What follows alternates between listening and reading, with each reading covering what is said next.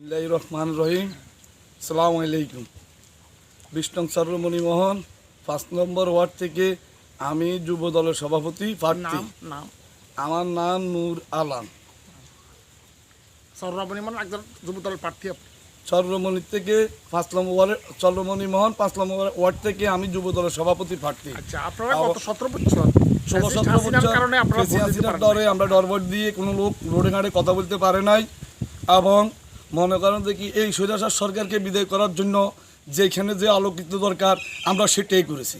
ইনশাআল্লাহ সমন্বয়কারী ছাত্রদের সাথে আন্দোলন হলে আমাদের তারেক রহমানের নেতৃত্বে আমরা নামি এ সরকারকে, ফেসি সরকারকে দেশ থেকে বিদায় করার জন্য যেখানে যেটা লাগছে আমরা সেটা করার জন্য প্রস্তুতি ছিলাম।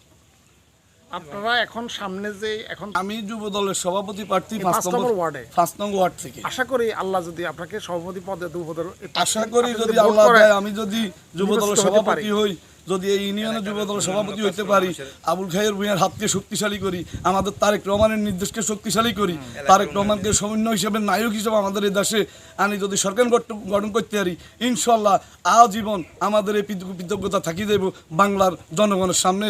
জনগণের কৃতজ্ঞতার, জনগণের বড় আলোকিত ফিরিয়ে আনতে পারলে আমরা এর জন্য সুখী কামনা করি। আশা করি